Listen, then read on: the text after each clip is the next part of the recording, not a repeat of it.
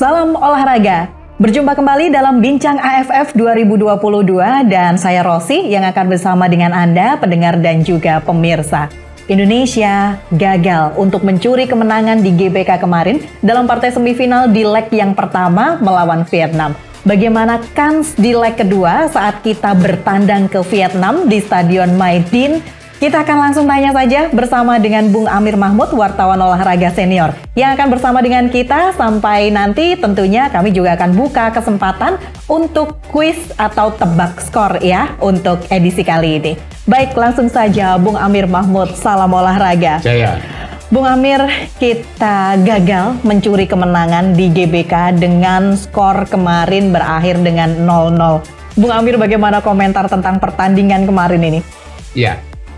Dari segi permainan, oke lah, lebih determinatif dibandingkan dengan 4 penampilan di babak grup. Itu adalah kenyataan. Tetapi kenyataan pula bahwa kita tidak berhasil untuk meraih poin penuh. Artinya hanya meraih hasil seri 0-0 dan ini tentu menjadi tugas yang bertambah berat bagi pasukan Sintayong ini nanti di Hanoi hari Senin sore, Senin malam. Karena dengan demikian kita kalau ingin lolos itu kita satu harus menang atau juga harus mampu untuk bermain seri dengan gol. Artinya bisa 1-1, bisa 1-1, bisa 2-2 dan seterusnya. Ini tentu tugas berat karena kita bertindak sebagai tamu. Vietnam bertindak sebagai tuan rumah yang kita tahu tuan rumah selalu diuntungkan oleh banyak faktor, terutama adalah faktor pemain ke-12 ini, penonton. Baik, Bung Amir, kemarin kan 50.000 penonton sudah memadati GBK, tetapi dengan semangat penonton memberikan support kepada timnas, belum ada gol yang kemudian tercipta dari sana. Meskipun ada banyak sekali kesempatan, ada beberapa momen yang memang kita sayangkan tidak membuahkan gol begitu. Bagaimana ini Bung Amir? Ya, dukungan penonton luar biasa. Presiden hadir bahkan di GBK ya.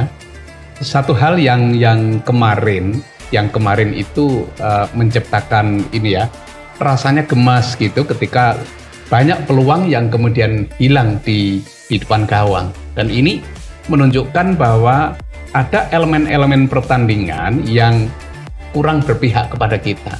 Artinya bagaimana Marcelino Ferdinand mendapat peluang, bagaimana Dendi mendapat peluang, bagaimana Yakob Sayuri, dan mungkin pemain-pemain yang lain. Tetapi kenyataan bahwa peluang-peluang itu tidak bisa dituntaskan di dalam eksekusi menjadi gol, ini adalah satu kenyataan bahwa pertandingan memang kemudian berlangsung dan berakhir dengan 0-0 ini. Ini adalah kerugian besar bagi tim Garuda sesungguhnya, tapi kenyataan ini kemudian harus membangkitkan satu kesadaran bahwa ada yang lebih yang harus kita lakukan di Hanoi nanti. Bung Amir, dalam pertandingan kemarin kita menyaksikan betapa permainan keras yang ditunjukkan oleh Vietnam. Ini juga membuat hati ketar-ketir, Bung Amir. Itu saja ada di GBK. Dengan kita dikelilingi oleh 50.000 supporter. Besok ketika kita bertandang, ini feeling dari Bung Amir apakah juga dengan permainan keras Vietnam akan melawan Indonesia dengan segala drama yang ada di lapangan atau seperti apa ini, Bung? Kemarin memang kita lihat begini ya, Vietnam itu mengatasi persoalan konfidensi, yang artinya bahwa mereka berhadapan di tengah kawasan publik Stadion GBK yang demikian luar biasa. Itu cara mereka adalah dengan menampilkan permainan yang seperti itu. Ada karakter memang sebenarnya yang ini sudah ditunjukkan di dalam babak grup ketika mereka melawan Malaysia. Ini Vietnam juga melakukan provokasi-provokasi serupa, terutama memang ada master permainan ini Duan Van Hau ini yang kemarin sangat melakukan tindakan yang sangat berisiko kepada Dendi Sulistiawan itu, dan beberapa kali juga ditunjukkan begitu back kiri dia, dan saya kira terhadap siapapun yang ada di dekatnya pendekatan permainan keras yang katakanlah ini memang super keras dia lakukan ini dia pertontonkan. Nah, nanti di Vietnam saya pikir taktik serupa tetap akan diterapkan karena memang ini adalah bagian dari yang sudah kayaknya ini menjadi karakter Vietnam. Hanya nanti tergantung bagaimana kita. Jangan sampai provokasi yang dilancarkan oleh pemain-pemain Vietnam ini nanti akan menjadi bumerang bagi kita. Jangan sampai kita terpancing karena urusannya adalah dengan kartu. Jangan sampai misalnya terpancing yang menyebabkan pemain kita terkena kartu merah yang mengurangi kekuatan tim, itu jangan sampai terjadi semacam itu. Tetaplah main tenang, tetaplah main biasa karena ini memang sudah pertaruhan terakhir. Pertaruhan terakhir itu artinya bahwa to be or not to be. Jadinya kalau kita ingin ke final, kita harus melakukan segala cara untuk setidak-tidaknya menahan seri tuan rumah di kandangnya sendiri. Ini yang saya kira menjadi tugas berat dari Coach Sintayong ini. Tapi kemarin sepertinya instruksi dari Sintayong berlaku baik, dijalankan dengan baik oleh para pemain ya, Bung Amir. Terbukti ketika ada tackling keras dan sebagainya, ini tidak memancing, tidak terlalu terpancing begitu dengan aksi yang dilakukan oleh pemain Vietnam. Betul begitu, Bung Amir? Saya merasa begitu karena memang ada risiko seandainya kita melayani permainan keras itu. Apalagi kemarin kita lihat wasitnya itu juga kurang bersahabat pada kita gitu. Ketika pelanggaran Van Hau itu terhadap Dendi yang demikian rupa, itu dengan 2 kaki yang jelas-jelas ini adalah pelanggaran berat, itu dibiarkan tanpa kartu peringatan apapun bisa. Jadi ini berisiko menurut saya kalau memang kita melayani dengan permainan serupa. Untungnya Sintayong ini bisa menenangkan dan pemain kita tetap bermain di dalam standar yang normal. Mudah-mudahan nanti di leg kedua ini juga ada atmosfer yang sama yang terbangun di tim kita. Baik, Bung Amir, kemarin kan kita melihat bahwa pelatih dari Vietnam ini kan juga sebetulnya sama sepanengnya dengan Sintayong begitu. Ini apakah nantinya juga berpengaruh pada strategi permainan yang akan ditampilkan oleh keduanya? Ketika kemarin Sintayong juga menjanjikan bahwa pada saat partai semifinal nanti pasti tim nasional kita akan menyuguhkan permainan yang berbeda dibandingkan dengan sebelumnya melawan Kamboja, melawan Thailand dan juga melawan Brunei. Bagaimana ini, Bung Amir?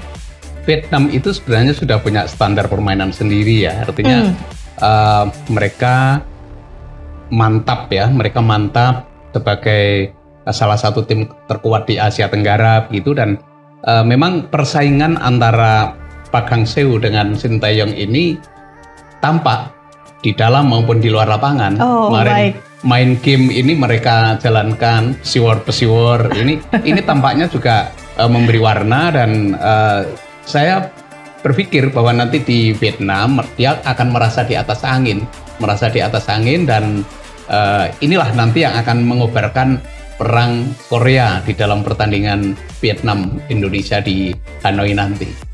Tapi ini akan menarik ketika Indonesia nantinya mampu untuk bangkit dan mengabaikan seluruh komponen-komponen atau elemen-elemen yang ada di sampingnya, misalnya supporter atau mungkin tempat dan sebagainya. Ini pasti akan jadi partai yang menarik ya, Bung. Bahkan bukan tidak mungkin begitu ketika Indonesia malah justru bertandang kemudian mampu mencuri kemenangan. Ini pasti akan jadi satu ending yang epic juga untuk bisa melaju ke final. Bagaimana ini, Bung Amir? Ya, kita tentu berharap begitu. Artinya hasil 0-0 itu tidak melemahkan, tapi justru menemukan semangat kita bisa melaju ke final. Karena kalau ini bisa melaju ke final, inilah kesempatan Coach Sintayong ini untuk bisa mempersembahkan gelar Piala AFF. Ini peluang yang saya kira tidak boleh dilewatkan. Artinya janganlah kita menyerah, janganlah kita merasa rendah diri untuk bertandang ke Maidin Stadium ini, dan ayo kita buktikan bahwa Indonesia bisa. Satu lagi, Bung Amir, yang menarik dan mungkin menjadi pertanyaan banyak sekali orang. Kemarin justru pada saat injury time, katakanlah 5 menit terakhir begitu ya sebelum pertandingan usai, ini Coach Sintayong justru malah memasukkan pemain-pemain 3 sekaligus. yang ini artinya begitu. Ini banyak yang bertanya-tanya, kenapa ada di menit-menit akhir? Kenapa tidak agak sedikit lebih awal biar bisa menggebrak, biar bisa berbicara pada pertandingan kemarin? Bagaimana ini, Bung Amir? Ya, kemarin saya mencari jawaban itu lewat berbagai situs ya tentang apa sih sesungguhnya alasan STY ini melakukan pergantian di menit-menit akhir ini. Itu ternyata begini, bahwa dia merasa akan berisiko untuk mengubah tim ketika ada situasi tim ini sudah bermain dengan cukup baik.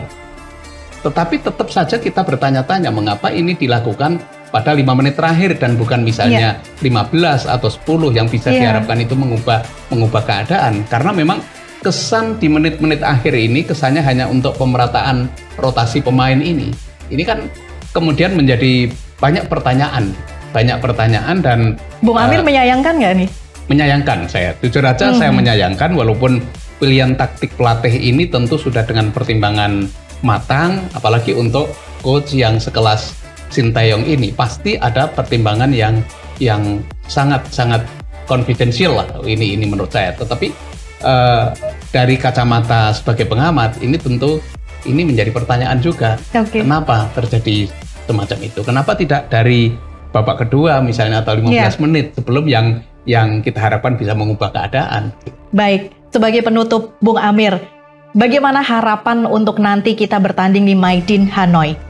0-0 pasti nggak cukup, akan ada perpanjangan. 1-1 itu mungkin saja begitu, sehingga nanti agregat kita bisa lolos begitu. Tapi harapan dari Bung Amir bagaimana nih, termasuk soal strategi dan juga skor barangkali? Tentu kemenangan yang kita harapkan. Kebutuhannya memang seri 1-1 pun cukup, tetapi akan membahagiakan seandainya kita bisa mengalahkan Vietnam di kandangnya sendiri. Seperti pada masa-masa lalu ya, tidak di dalam progres persepakbolaan kita, persepakbolaan Vietnam, persepakbolaan Asia Tenggara yang sekarang ini ya realitasnya ini menempatkan Vietnam ini sebagai salah satu kekuatan yang paling utama di Asia Tenggara ini. Saya berharap kita tetap bisa melaju ke final walaupun berat. Artinya jangan menyerah. Jangan menyerah.